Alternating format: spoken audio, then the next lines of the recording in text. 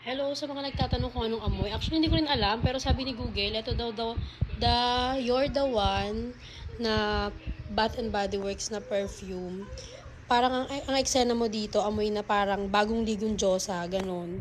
Na parang meron kang secret admirer, na parang bang binigyan ka ng bouquet, na pinakabonggang rosas, yan. Super feminine, sexy, at may pagka-elegant. So, imagine mo, sino yung mga parang magsusuot na itong perfume na to. Parang si Sarah Geronimo, ganun. Nung nagko-concert siya, tapos yung kaibigan mo na parang laging naka-red na damit na sexy pero effortless yung ganda niya, 'di ba? So mabango siya. Yung You're the One, para kang nagsusuot ng classic red dress but with a modern twist. May pagka rosas na eme daw yung amoy niya. So perfect siya for dates or pag gusto mong mag-feeling main character sa elevator. Eme, ayan yung You're the One. O kung ganun yung gusto mong eksena, bilhin mo yan. So, ito naman yung next. Paano ba maglipat ng ibang picture? Ito namang sunod na scent natin, itong Perfect in Pink, sabi dito sa na-research ko, parang ang amoy ng nag-slumber party kayo ng mga best friends mo nung high school, pero elevated na siya, adult version na, ganyan. Fun, flirty, super feminine, tsaka walang keme.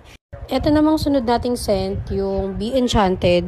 Ang eksena mo naman dito, ang vibe mo dito, para ka daw naglalakad sa isang secret garden na puno ng magic at glitter. Hindi heavy yung amoy niya, magaan lang siya, dreamy, mysterious, pero cute yung pagka-mysterious niya, ganyan. Parang Disney princess na may secret crush. So, yung next scent naman natin, itong Strawberry Flirt.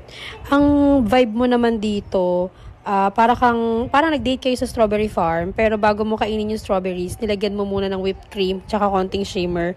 Sweet, super delicious at playful, 'di ba? Hindi siya serious na amoy, pang light na harutan lang at kilig lang siya, 'di ba? Next perfume scent, bubblegum pop. Ito naman literal na mabango talaga siya, matamis. So, kung gusto mo nung parang amoy candy ka talaga literal, tsaka bubblegum, ito yung pipiliin mo. Amoy bata, amoy bumalik ka sa pagkabata. Feeling ko pwede rin siya sa mga bagets. Yun, so amoy bubblegum ka dyan, ate ko. Next perfume natin, yung Blush Cardigan. Ito naman yung, kung i-imaginein mo si Marian Rivera, parang ganun yung amoy niya. Pag nasa red carpet siya. Mabango siya, parang warm, celebratory, super feminine, may konting glitter na invisible. And yung amoy niya, parang nasa bucket list mo na magkaroon ka ng magical na moment. Ganun ate, parang gusto mong maging main character. Mabango siya, sabi. Actually, lahat yung mabango naman talaga. Hindi ko talaga pa naaamoy kaya ganito yung explanation ko. Sana nagigets nyo, di ba? Ito yung next scent natin, Cotton Candy Clouds. So, ang atake mo naman dito, kung gusto mo yung ultimate sweet talaga yung amoy mo, as in, asukal ate, mag-amoy dessert na walang calorie count, winner to. Ito na yung piliin mo. Super young, fun, light, at saka, maganda lang siya. Parang light lang siyang isuot, ganun. Perfect siya pang araw-araw na gamit. Kung ayaw mo ng mga serious na pabango, gusto mo yung parang childlike lang na pabango, ito yung bilhin mo. Cotton Candy Clouds. Etong next scent natin, ate meron ako nito, so alam ko yung amoy niya. Ano siya, parang amoy bagong ligo ka lang, nakasuot ka ng white na t-shirt, denim jeans, ganyan. Parang handa ka na magsimula ng perfect na araw. Fresh ka lang, happy scent, ganyan. Clean, vibrant, tsaka walang kaarte-arte, pero very elegant, 'di ba? To I must say, siya yung parang pang everyday na gamit. Safe siya, fresh lang, pang all around, ganyan. Light lang din siya. Perfect siya pang everyday talaga. Pang ate, ang dami ko nang explain ha, tapos biglang hindi kayo bibili ha, nanggigigil ako sa inyo. So, itong next na scent natin, In the Stars. Ito naman ang atake mo dito, parang evening date night yung amoy mo. Sophisticated yung amoy niya. Kung gusto mo mag-amoy power, mystery, classy, nang walang floral na distraction, winner to. Ang ano niya, ang parang tone, woody, sweet, tsaka musky. Next naman nating scent, itong beach. Ano nga to?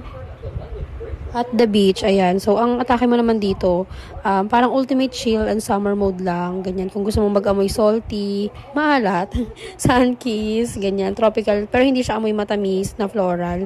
Ito, bongga to. Perfect siya pang, parang pang everyday din, ganyan. Weekend getaways, ganyan. Kung gusto mong mag-amoy na beach ka, kahit nasa office ka lang naman talaga or kahit nasa bahay ka lang naman talaga. Ito, ate, ang bilihin mo. Perfecto.